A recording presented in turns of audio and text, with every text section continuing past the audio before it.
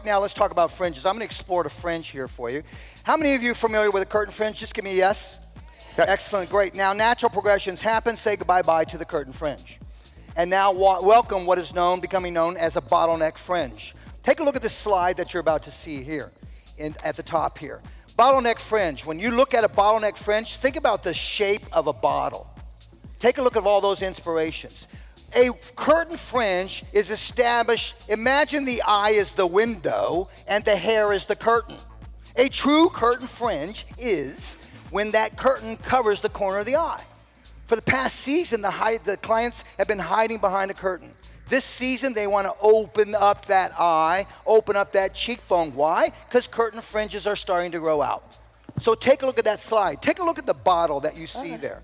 So what I've done is I've taken a triangle section in order to create this. What you need is, remember, this is a natural progression, so the curtain is growing out and getting longer. So how you're going to finish this and how you're going to cut that is by simply taking a triangle section, elevating the triangle section in a horizontal fashion, and depending on how much weight you want to establish, you're going to cut vertically. This season, we're scanning. Difference from point cutting. Point cutting would be more taking in and going deeper.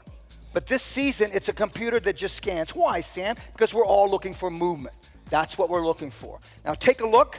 Charles, come on in tight, bro, right here. Take a look here and watch what I'm doing. All I'm doing is over-directing from a front view to the center. The spine of the comb sets up where I over-direct to. So when I see that center and the spine of the comb, here's the spine, is placed right on the center of the nose, that's when I come out. The comb is what creates the mistakes. When we overcomb, and now I'm way over here. This side's gonna get longer.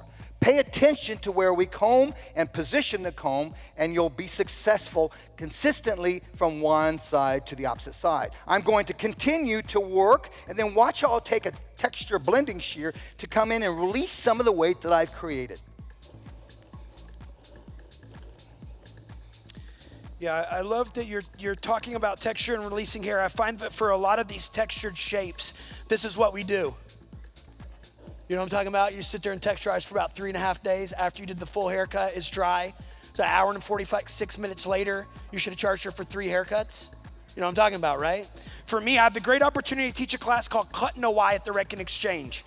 It's a 4-day cutting class. Inside of that 4 days, we talk about all the things. For me, I want to talk to you quickly about finger position. What is that? It's the position of my fingers in relation to the section. I find a lot of times when we're cutting this short hair, we go through and through the back where they have the most amount of hair, and we take vertical sections. Most of the time when we layer hair vertically. Would you agree? Vertical pivotal sections, right? We cut perimeters horizontally, we cut fringes horizontally. But as you notice in our model, which we'll talk about shortly, sometimes suitability doesn't allow or doesn't support that vertical section. So when I'm working on short hair, I go in through the back and I work vertical sections to help get things collapse. Now when I get in these bixies, pixies, bobs, shags, all the things, typically when I get around the ear, what would I do? It's a movement side to side, starts with an O.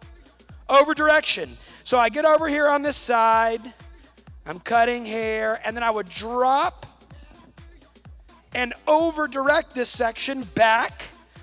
With me so far? Now, when I over direct it and I let it go, it's gonna get longer and heavier as it moves to the front. Following me, right? Now watch this. Instead, let's pretend she's flat. I'm gonna work on both sides by taking the guide that I created from the vertical sections. I'm gonna elevate it up, and now I'm gonna change the position of my fingers to horizontal and not over direct because I wanna save the bottom, but I wanna create width and expansion on the sides. So it's a simple movement. I'll do it so you can see from the front. Watch. We're gonna take the whole section. We'll elevate it up. You can see my guide, and now I'll just take that hair off. Now you're thinking, oh, you're gonna get a big ass hard line, right? That's what you're thinking. Watch. Because I'm using the movements, I'll drop my comb there, that's part of it. I wore my barbicide pants, so just simply put it in my pocket and we'll be good.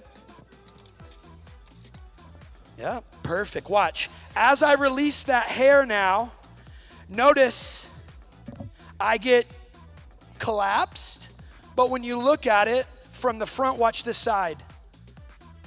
Oh. So people who have narrow sides, it allows me to go in and expand the shape. I'm gonna continue working doing the same thing on the other side. Right on. So guys, how many of you guys have seen an expansion of like just curl in our industry? Just clap if yes. Yeah, right. Because look, a lot of people are going, look, I want to wear my curl the way it naturally grows out of my hair, my texture. Help me out with that. Help me understand how to work with it, how to cut it. Let me back up just a little bit and pick you up on what we did here. So again, there is an opportunity, I think. First of all, I'm using a wide teeth of the comb here. That's important. But I want to make sure that I work at a low 45 like so. If I start picking things up, it's going to get lighter, lighter, lighter, lighter, lighter. It's going to get shorter, shorter, shorter, shorter, shorter, right? You might be in the streets with this client afterwards, okay? So, or at least in Brooklyn, that's how it would end up. Right, so here we go. Watch, as I pick this up, I've already cut the nape. I'm going to use that as my guide. I'm going to lightly release that hair. And then I want to work, watch, behind my fingers so that the rest of that tension goes back and I get more of a solid shape, right? If I cut in here, right, I've got a lot more tension on the hair. It's going to pull, and guess what happens to it? Wham, goes right back to the head. When that happens, shrinkage, right, and ends up being too short, right? So that's what we're doing here. On the sides, right, and this is like we have programs, which I love about the Redken exchanges that are at the exchange in person, but they're also virtual. So I'm part of the team that does Everything's Included, and we're doing those all over the country, and we're doing techniques like this. So when you have curl and you want to expand it, you want to see the color, we've got to get in here. Can you guys see where it's dark and where it's deeper? Right in here, right in here. That's where we need to work. If we work on the ends, right? And that's what happens a lot of times, or at least I see it a lot. If we work on those ends, then we end up splitting the ends and breaking up the party, if you will. When it comes to curly hair, the ends love friends. If they don't have friends, they freak out. And that freak out looks like frizz. Can you start to see more light through there? Right, so it looks pretty aggressive, however, it isn't. Right, I just want to look for those heavy, dark pieces, and I'm going to work inside of those. Now, as you can see, I've completed my bottleneck. And here's the difference. You're going to say, well, that looks pretty much like a curtain. Remember, let's define a curtain where it covers that corner of the eyes. Think of a window and the curtains. The window is the eyeball. Okay? So curtains have been doing this. Watch, here comes a curtain, pinched in the center and doing this. Say yes if you're with me. Okay? Now, if you see this season, what I want to encourage you to do, excuse my posture, I want to encourage you to open this up. Open up the eyes, let's open up the curtain this season, and let's go into the silhouette of a bottleneck. If you're with me, round of applause, please. Excellent. So you're saying, so it's just a soft, natural progression. What do you mean by that, Sam? Because they're gonna start to grow these things out. So what do we wanna do is be able to communicate with them. I mean, it's interesting, Shannon, it's interesting, Brayden, how here comes a mixie, pixie, bixie, shaglet, you call it whatever it is, then all of a sudden an octopus shows up. Now we got an artichoke showing up. Here's the point that I'm trying to make. It's important we know what those are. It's not about whether or not we like them. It's about we know what they are. Okay? So the idea, once again, start to open things up. Also notice the tool I worked with rather than working with a flat iron, because I want a little pop of more volume, the flat iron, 1.5 inch barrel, will give me that pop versus the flat iron. So I will continue to now just texturize and get the feel a little bit more within that section. I love that. Yep. So look, in texturizing, a lot of times, clap if you guys have clients that have curl, that have texture in their hair. Now, how many of you guys have clients that say, I want to wear my hair curly, but I want to wear it straight? Clap.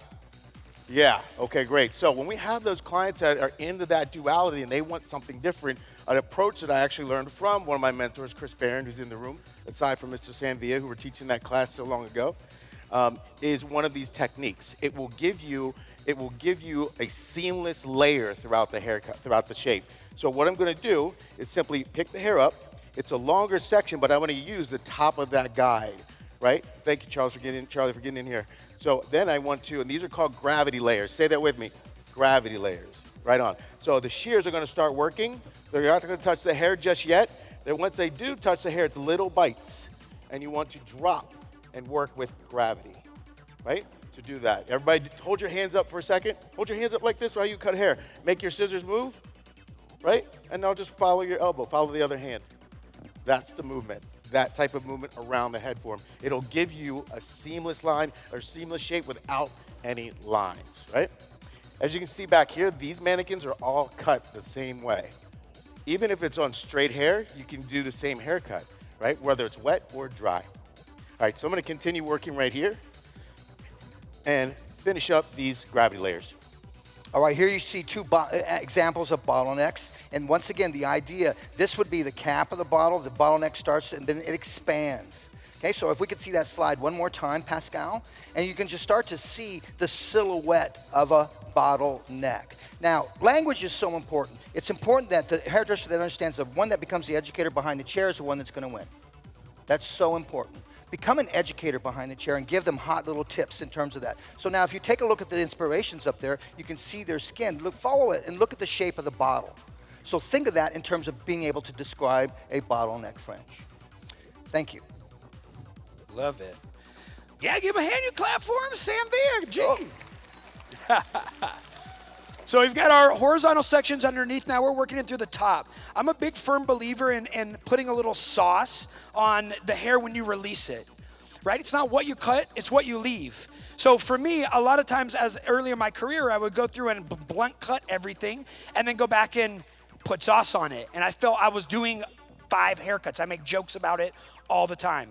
What you're noticing is I'm working vertical sections, but as I'm elevating the hair up, instead of coming through and doing a typical point cut, a blunt cut, a taser laser, a bite, whatever, right? I'm coming in from the underneath and I'm cutting so that I can release the hair, create texture, and take length at the same time. It's like cutting with a razor, watch. The bigger my blade, the more texture I can create.